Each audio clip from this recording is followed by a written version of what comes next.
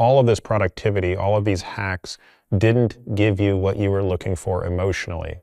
And again, to someone who didn't read the book, that's a bit counterintuitive, because the whole purpose of productivity is not some emotional thing. It's to get more stuff done, right? It's to, be more efficient.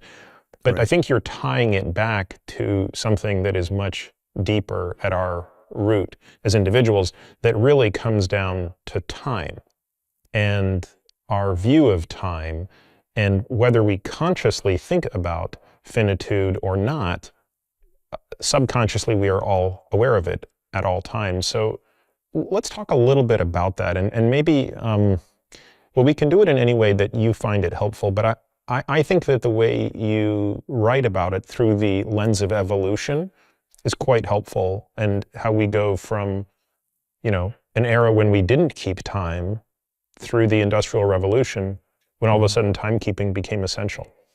Yeah. Yeah, no, I think that historical lens is really illuminating. On some level, it's my working hypothesis, my working thesis that everyone has always struggled with being finite.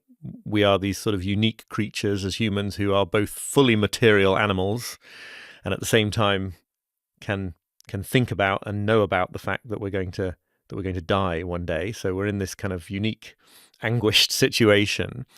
But we haven't always had the kind of ideas about time that enable us to then try to use time management or productivity or planning or scheduling to try to, engage in emotional avoidance of that scary issue of our finitude, right? So all the way back through the record of philosophy, back to the ancient Greeks and Romans, there are people grappling with the fact that there is death.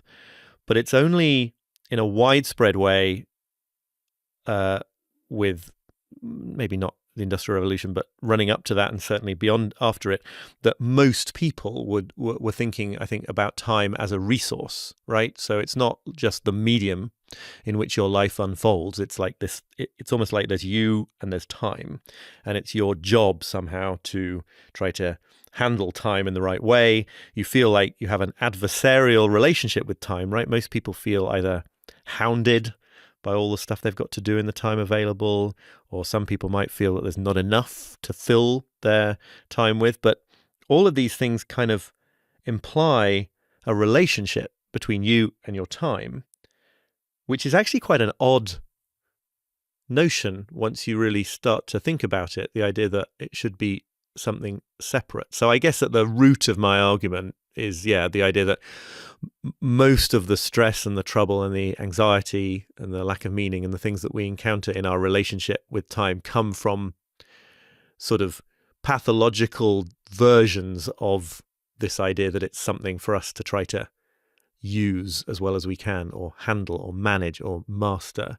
And most of our deepest experiences as humans of truly meaningful and fulfilling moments seem to involve a kind of falling away of those concepts and a falling back into just presence in this one moment that we have. Of course, you need to think about time as a resource in order to do all sorts of things that we do in modern society. But I think a lot of the problems arise from thinking that is all time is, and that there is some place in the future we can get to where we have finally nailed our relationship with it. Does that make sense? Yeah, it really does. I mean, I think the idea that productivity is a trap is very interesting. The idea that it's a distraction from something else is even more interesting. And the idea that it can never be fully attained is, anybody who's tried, is sadly true. We're not born this way. I mean, those of us that have kids clearly observe young children playing in a way that is untethered from time as a separate entity. Mm-hmm. And yet somewhere along the way, we become inculcated with, and maybe it's to varying degrees, you and I probably more than others, with this sense of time mastery being important. How and when do you think that transition occurs?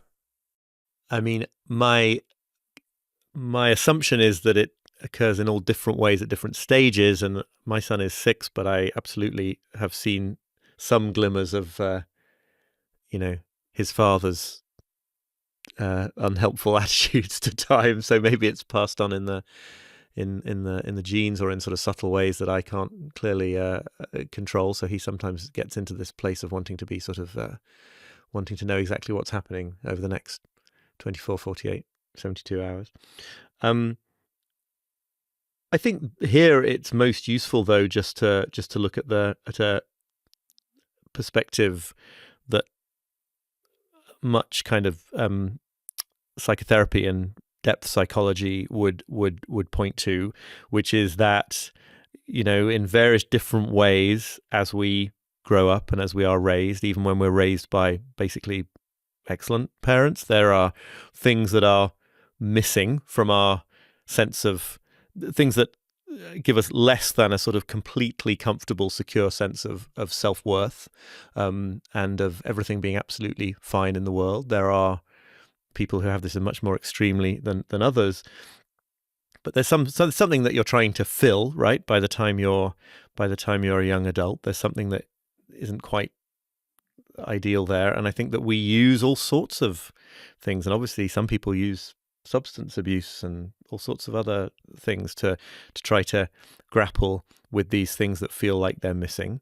And I think that productivity is especially, people who for one reason or another have ended up with the idea that their value as people, that their right to exist on the planet, or to feel that they are, enough as human beings, is somehow dependent on their output, and on attaining certain levels of accomplishment. The people David Brooks calls insecure overachievers, right?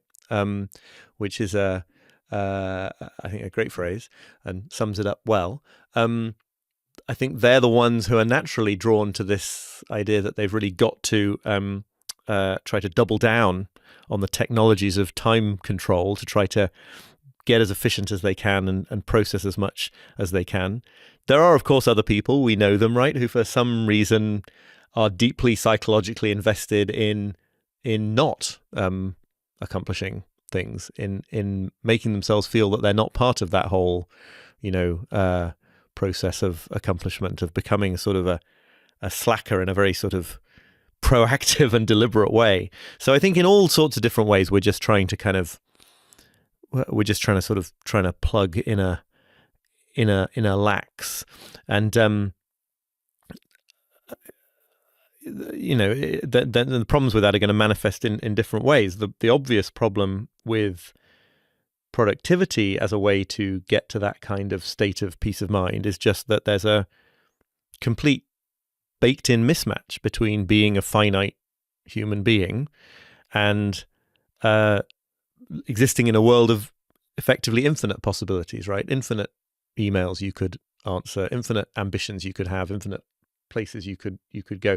If your self-worth is staked on trying to get your arms around all of that, but it's actually an infinite quantity, then that's just going to be an unending struggle.